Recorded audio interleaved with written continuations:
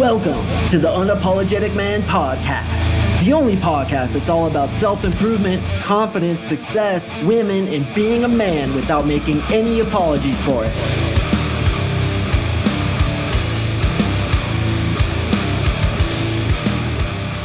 What is up, gentlemen? Thank you for tuning in to another episode of the UMP. I really do appreciate it. We are going to skip all the blatant advertising, although I just got 2 new testimonials, screenshots on my desktop, and I'm going to skip it today. I was listening to previous episodes. I was like, man, I've been reading a lot of testimonials about my program, so we're skipping it, and we're jumping right into the content. So Attraction 101, what women are attracted to, also what men are attracted to. I'm going to explain why you're attracted to certain qualities and certain physical attributes in women and how we can leverage that to our unfair advantage. Man, that was a good title. Sometimes titles come to me and I just record podcasts just based on the title alone. I'm like, damn, I have to do a podcast on that shit because that was a good title. So you may be wondering what it is that women are attracted to. And it's actually a really interesting psychological and anthropological phenomenon which bases our attraction. Why we get attracted to certain people is because of survivability. It's because of how likely it is a woman can have a healthy child and how likely it is that you as the man can pass genes onto a child that's going to give that child the best chance of success, give that child the best chance of survivability. So first and foremost, I want to talk about why you're attracted to hot girls, okay? And a lot of women get really upset about this, and I can actually see why that is because it kind of sucks, right? Like they're born a certain way. Everybody knows that a woman's physical appearance is ridiculously important to men, and some women get bitter about that, and I frankly understand it. There are, of course, a lot of things they can do to make themselves more attractive, one of which is working out, another of which is wearing makeup, getting their hair done, trying to wear good clothing, another of which is acting feminine because femininity is extremely attractive to us men, and I'll explain why that is in a minute. But other than that, there's not too much women can do. It's kind of like if a woman is born as a 5, it's really hard for her to become a 7 or an 8. She can get up to a 6 maybe, but it's kind of fucked up. And I can see why girls are upset about that, but it is what it is, and it's based on anthropology. It's based on survivability. It's based on her ability to have a healthy child. And I always find that really interesting because your sexual attraction to a woman is wholly based on her ability to have a kid, not her ability to bob your knob, to bounce on your boner, or to make your friends go, wow, when they see her. Nope, it's all about the kid. So the reason it's about the kid is, of course, survivability. We are here to procreate, to extend the species, to continue this lineage and be successful. That's why we're here, right? We're here to live, just like all animals are. And all animals want to create the healthiest offspring they possibly can, which is why in like an elk herd or a gorilla society or anything else, the strongest one always gets to mate, which is called the alpha male, for example, or the alpha female. The healthiest looking female gets to mate, and all the other ones have to take a sidetrack and don't get to mate nearly as much. So when it comes to women, her beauty is all simply health signs. Health signs. Okay, so this is why, unfortunately, obesity is unattractive because it's a sign of poor health. Bad skin is unattractive. Thinning hair is unattractive. Bad teeth is unattractive. Anything that points to this woman being unhealthy is unattractive. What is attractive, of course, is healthy skin, beautiful teeth, crystal clear eyes, nice hair, balanced breast to hip ratio, signs of fitness, signs of a good immune system, and signs of strong femininity, because that's telegraphing to you her ability to have a child. Have you guys ever looked at a girl, particularly women who are in their early to mid 20s? I see this the most with. They have that kind of glow about them. It's almost the same glow that some pregnant women get, which is basically more blood flowing into the skin. Her face is radiant, and you can even see a little bit of redness in her cheeks. This is all signs that she's able to have a healthy baby, and she's primed and ready to go now. It's the equivalent of like a white-tailed deer smelling the rear end of another white-tailed deer to try to see if she's primed and she's in estrus so she can have sex. It's the same thing when we simply look at a woman. And this is all visual. This is why as men, we're very visual. We look at a girl, we can tell how able she is to have a healthy baby. And that's what our attraction is based on. So you get like a super fine girl, it's all health signs. Like think about it. She's just healthy. She looks fit. She looks strong. She looks like she has a good immune system, that she could indeed have a healthy baby, take care of it, and that baby has the biggest chance of survival. I find this shit so unbelievably interesting. And when you know why you're attracted to a woman, it doesn't have so much control over you anymore. You realize that, listen, this is all instilled in me as a means to procreate, as a means to carry on the species. So why am I so ruled by it? Once you have perspective on why you do a certain thing, it doesn't have power over you anymore. And then you can go speak to that woman and screen for different things because you know why you're physically attracted to her. But what I always tell my guys is don't just go for a chick and want her phone number and try to get that girl simply because she's hot. I've literally had dudes say to me, hey man, I want to go get that girl's number. And I'm like, why? You don't know her. You don't know what accomplishments she's had. You don't know how funny she is. So go talk to her. So once you understand why you're attracted to a girl physically, you can overcome it and then start screening for other things, which too are important. Okay. I'm not saying they're not important, that a woman's looks are the only thing that matters. Certainly not. Okay. I've been with super hot girls who were horrible people, absolutely horrible people. And I blew them out because of that. But it is the most important thing. Just like our survivability to a woman, which I'm going to explain in a minute, is the most important thing to women, which is why the way you look, how much money you make, and all that other bullshit that you've convinced yourself is super important is not. And this is why I have clients who literally live in their mom's basement who are getting fucking solid 10s. It's because they communicate survivability, which again, I'm going to get into in a second. But the first thing you need to realize is that a woman's looks are super important. And for any women listening, don't be butthurt about it. You can ameliorate your looks as much as possible. And also femininity is really important. Femininity is important because it's the opposite energy polarity of masculinity, which is what guys are.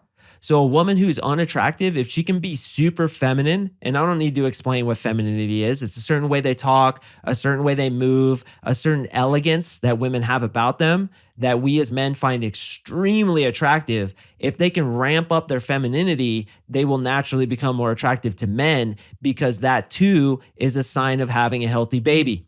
The more estrogen she has, and estrogen equals femininity, the more likelihood she's going to have of having a healthy baby who's going to survive through the 9 months of development and who's going to survive the birth and then be able to be taken care of by the woman and become a healthy adult. This too is why women will instinctually try to do you favors and try to prove to you that they can care for you, but more importantly, care for a baby if and when you guys were to bond and procreate. Okay, so a lot of times when women are attracted, they'll try to show you that they can be helpful to other people. So you're out with a woman and she's super attracted to you, and there's like an old person trying to cross the street or like carrying boxes. That woman will go over and be like, hey, can I help you? To prove to you that she can care for essentially a baby. Isn't this weird? Like when you think about it, we're a lot like animals, which of course we are, who do this kind of stuff without even realizing it. Like you look at a gorilla tribe and the female acts in certain ways in front of the alpha silverback male in order to get his genes because she wants a baby who has high survivability just like he does. If she has a baby who has high survivability, what's going to happen? That baby's probably going to survive, carry on the gene pool, carry on the lineage, which unconsciously is attractive to her. So she gets wet, wants to take his seed. And this is why all the females in the gorilla tribe, for example, will mate with just a couple of the males. It's the same thing with human beings. 80% of women mate with 20% of guys. And I want to ask you, are you of that 20%? Or are you the 80% of dudes who don't get chicks? It's very easy to become part of that 20% because unlike women, we do not have to be stuck with what we're born with. You may have convinced yourself that you're too short, you're unattractive, you don't have a good body, or whatever other excuses you're making. I'm telling you, brother, you can make those better to become extremely attractive to women because women's attraction for you is purely based off who you are, your demeanor, your confidence, your internal belief systems, and your ability to survive in a society. So in a way, even if you are short and you're still confident and you still believe in yourself, that's actually more attractive. Why? because it's like the birds of paradise. And I want you to really pay attention to this example. It's such a good example. The reason why the birds of paradise who have the biggest feathers and also peacocks who have the biggest feathers are most attractive to females is because they're proving they can survive despite having a cumbersome tail or a bunch of colors that will attract predators. Hey, listen, I'm bright as fuck. I got green, I got yellow, I got blue all over me, yet I still survive even though all these predators can see me. Isn't that attractive? And the chick says, yeah, that's super attractive because you're a survivor. It's the same thing with the dude who's 5'2", but super attractive, as many of my clients are. A lot of my clients come in, they're like, dude, I'm super short. I just feel ugly. I just feel unattractive. I know girls don't like short dudes, and it doesn't matter. And I prove it to them through NLP that, dude, you can still be a champion even though you're 5'2", and it's actually going to work to your advantage. Because just like the birds of paradise, you shouldn't, quote unquote, have this level of confidence and survivability being 5'2", but you do, which makes you extra attractive. Here's something I really want you to think about. A dude who's 6'2", who has X level of confidence, X level of bearing, X level of charisma, standing next to a dude who's 5'2", who has the exact same level of confidence, charisma, and bearing, the girl will be more attracted to the dude who's 5'2". Don't believe it? Want proof? Hop on my website and look at all the testimonials. At least 50% of those guys have something that is unattractive about them. And when I say unattractive, I put it in air quotes. Things that should be, and should again is in air quotes, you're shooting all over yourself. Things that should be unattractive, such as being short, being bald, being fat, whatever. If you can fully believe in yourself, have confidence, bearing, and survivability, women will become attracted to you. Now, why is that? Why are women attracted to that? Because they want to see you pass on your genes to their children, who too will have high survivability. Now, what is survivability for a man? The number one most important thing is confidence. And that's reflected in your body language. It's reflected in your tonality. It's reflected in how you hold yourself, which is why I love NLP, because as I stated, a woman is born kind of how she is. She can make it a little bit better with exercise, makeup, doing her hair, dressing cute, right? She can do that. And sometimes we're jealous of women because they can do that. A man is born the way he is too, but he can make it way better by simply fixing the shit in his head. So for women, it's more like an outside body thing. For men, it's all in the head. Your attractiveness to women is all in your head. And that's why I love NLP, because NLP specifically goes to work on belief systems, on meta programs, on traumas, archetypes, and schemas that make you feel like a 10. Once you feel like a 10, you behave as a 10. And even if you're 5'2", it's going to work even better for you. So men's survivability is based again on confidence, decisiveness, their willingness to take risks, their willingness to be a leader, their ambition, which is massively important. Because if you're ambitious, you want to achieve more, you want to grow into the next best version of yourself, that's survivability. Those kinds of guys are going to make money. And I don't want you to think that I'm saying money is important. It's not. It's the traits that lead to money which are important. Money is a sign of having those traits, but they're not mutually exclusive. And what I mean is you don't have to have money to prove to a woman that you have those traits. But when you do have those traits, you will probably get money. So it's simply a pointer that this guy might have attractive traits, but we all have seen it. Dudes who have money who don't have attractive traits because, say, they got that inheritance from their parents, still don't get chicks. I've had many multi-millionaire clients come into the program who were virgins because it almost works against them. They have the money, but they don't have the traits. So it's almost the opposite of the dude who has the confidence who's 5'2". Because she's thinking he has this money and he isn't confident, he isn't decisive, he isn't ambitious. Wow, he is an extra piece of shit. He's an extra trust fund baby. Don't like that guy. So I don't want you to think that money is important, but what's important are those things that usually lead to money. And they do, boys. When you become confident, decisive, ambitious, unapologetic, feeling worthy, feeling like you're the hot chick, money comes to you, women comes to you, everything comes to you, because it's true. You have high survivability. And a woman's attraction is fully based on your ability to survive, your ability to thrive, your ability to become the leader of men. Think about this. Why is it that women always get attracted to the captain of the football team, the professor who lectures in front of hundreds of people, the guy who leads a squadron of troops, or a leader of the social circle who goes out to the nightclubs? The reason why they get attracted to that is because when you're a leader, you're probably going to have resources, right? Think about tribal communities. The leader of the tribe was the one who had the highest chance of survivability, had access to resources, could, yes, take care of her and take care of her offspring. But what's more important are the genes that he's going to pass on. Okay, so a lot of you guys may be misinterpreting, thinking, well, she wants a provider. She wants a dude who can give her things and give her resources.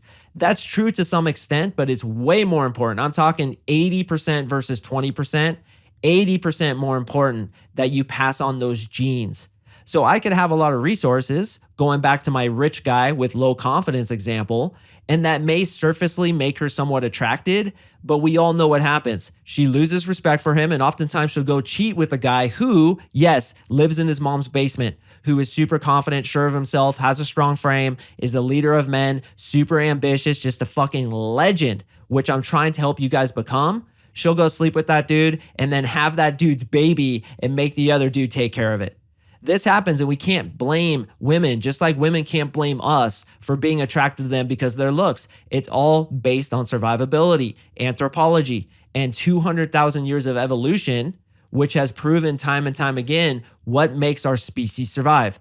This too, boys, is the reason women become attracted to you when you can lead her to where she wants to be led. Okay, so we look at a leader, a guy who is the leader of men and the leader of women. When you're on the first date, if you try to give her the leadership position, deferring to her as it were, and letting her make all the decisions, that's extremely unattractive because it telegraphs your inability to be a leader. And if you're not able to lead, then you're a follower. And what is a follower? He's the beta cuck in the gorilla tribe who almost gets no sex. By the way, super interesting fact here. Some of you guys who suffer from erectile dysfunction, or more specifically premature ejaculation, could point to the fact that you feel like you're beta. So check this out. In a gorilla tribe, you have the alpha male. Well, he'll get most of the sex, but occasionally some of the females will want to procreate with the beta males for whatever reason. The beta male will try to come very quickly because he doesn't want to get caught by the alpha male. And this is often the reason for premature ejaculation, especially if you're with a chick who you think has a higher value than you, i.e. she's hotter than you are. You think she's a 9 and you think you're a 7, say for example. You will come extremely quickly because you don't want to be caught by the alpha male, which is one possible reason. It's also called second wolf phenomenon in the NLP community. But it could also be because you have bad belief systems about sex and you want to get it over with as quickly as possible because you think it's dirty, you think it's wrong, you think it's shameful, you think it's a sin. So those are some partial reasons for premature ejaculation and erectile dysfunction. If I don't get it up, then I don't have to do something I ultimately don't want to do, or show her that I'm beta, right? She thinks I'm alpha, but I'm really beta in my subconscious mind. So I'm not going to even get it up. So I save myself from embarrassment. Super interesting human psychology. And this is why it fascinates me. This is why I'll always be in this niche, because I'm always just looking at people, thinking about why they behave the way they do, thinking about why we're attracted to certain girls and why certain girls are attracted to us. It's fucking fascinating. I used to be a bouncer. I was a bouncer for 5 years in a nightclub. And literally I had a shirt that said staff on it, and I wore a white Stetson cowboy hat. I got every single fucking chick that came into that nightclub. Girls used to call me the white whale, the unattainable Moby Dick, who all the girls wanted, but none of them could get. And I was like, I like that. Moby Dick, brother, slinging a dick that goes down to my kneecaps. That's what the fuck I'm talking about. I used to walk through that thing and just be amazed that because I was given a shirt that says staff on it, which, look at the situation, gave me value, gave me leadership, gave me a position. And of course I had confidence. Of course I could spit game. Like I knew what the fuck I was doing. But because I had that position, like girls would just throw themselves at me. It was ridiculous, the shit that would happen. I could tell you guys stories for hours about the shit that chicks would say, the shit that chicks would do, the offers that I got. Oh my God. It was insane, man. Why? Because I was in an alpha position. I was the leader of all the other bouncers. I was the leader of the nightclub. I was the fucking white whale. So if you can put yourself in a position where you're the white whale, where you're the professor, where you're the leader, where you're the scuba instructor, the rock climbing instructor, the hockey coach, whatever it is, if you can put yourself in that situation, it telegraphs high survivability because you're being the leader of men. You're leading people and taking care of them, which is always a fundamental principle of being alpha. And therefore, women get attracted to that because they want those genes for their children. And this is why women cheat with alpha males. This is why women will go from one dude to the next, because she discovers in you beta male qualities. And this is too why women will test your frame. Frame control, the thing I love to speak about the most, is all based on her checking to see whether or not you're an alpha male, to check your survivability. So she's going to say something mean to you. If you get butthurt or worse, try to explain yourself to her, she's going to blow you out because it shows low survivability. An alpha male, a guy who has high survivability, on the other hand, is not affected by her frame, doesn't buy into it because he's ensconced in his frame. He understands that his viewpoint of reality is the most important thing for him. He feels it's the absolute best thing for him, and other people's tests can't affect him. So a woman says to you, oh my God, why would you wear those pants? Instead of being like, oh, these pants are super fashionable. I think they fit great. You know, I got them half off at Gucci. That's why I bought them. Instead of explaining yourself to her, or even getting butthurt and being like, dude, leave me alone. Like, why are you always insulting me? Horrible, horrible. You're going to get blown out so hard, your fucking mustache is going to fly off when the concussion hits. Instead of doing that, you reframe it on her. Why are you staring at my crotch, Jessica? Why are you trying to take off my pants? We just met. Relax. That shows high survivability. Hence, it's attractive. Hence, she's going to want to have sex with you. So boys, I hope this opens your eyes a little bit that, listen, the way you look, how much money you make, whatever thing you're using as an excuse to justify you not being good with women, it's all in your fucking head. And that's the reason you're not good with women, is because you think that way. So whatever quote unquote unattractive thing you have about you, as I always say, accept it as if you chose it. When you accept it, women will accept it too, and they will become attracted to you because of it. Radical self-acceptance is the way to prove survivability to a woman and to get her ridiculously attracted to you. And for you women listening out there, you know, you can do a lot with your looks. You really can. I mean, makeup is like incredible. Have you guys ever seen those like makeup tutorials on Instagram where you get just some unattractive, just horrible looking woman, and then she puts all this makeup on and she's just like ridiculously gorgeous? We as men are sometimes jealous of that. But guys, I have to be honest, man, I think we have the unfair advantage because we can simply work on our belief systems. We can work on ourselves and just get to that next best level of ourselves. And then we get more attractive to women. So if you're part of that 80% that doesn't get chicks, I'm guaranteeing you, you can become part of the 20% that does get women. And when you become part of that 20%, it's like a flood. There's too many. You can't even handle it, which of course always happens to all my guys in the coaching program. It's simple, man. And that's why my shit works. It's because I go inside their heads, reprogram, flip all the right switches to make them feel like an alpha. Then they start exhibiting that behavior. I, of course, teach them all my techniques and what to do in if-then situations. Then they fucking crush it. It's very simple. 1 + 2 = 3. And I just fucking hit repeat for every single one of my clients, and they become goddamn girl magnets. So with that said, boys, if you want to come join my program, if you want to be that 1 + 2 = 3 kind of guy who just becomes part of that 20% that most dudes will never become, sign up on my website, click the link in the description below, quickly put in your application. I will write you back, and you and I are going to get on a one-on-one call together to discuss how easy it will be to get you those same results as well. And read my testimonials, man. You know, I read them all the time on this podcast, but there's over 100 of them on my website, and they are all absolutely legit from real clients who got real results. So gentlemen, I do appreciate you listening. Hope this helped you a little bit. And again, man, you know, your attraction for women, it's just based on their ability to have a healthy baby. So like, don't be so affected by it. Don't be like a deer in the headlights the next time you see a chick. Don't like buy into it. Who cares? So what? She's hot. What else does she have? That's the way I want you guys thinking.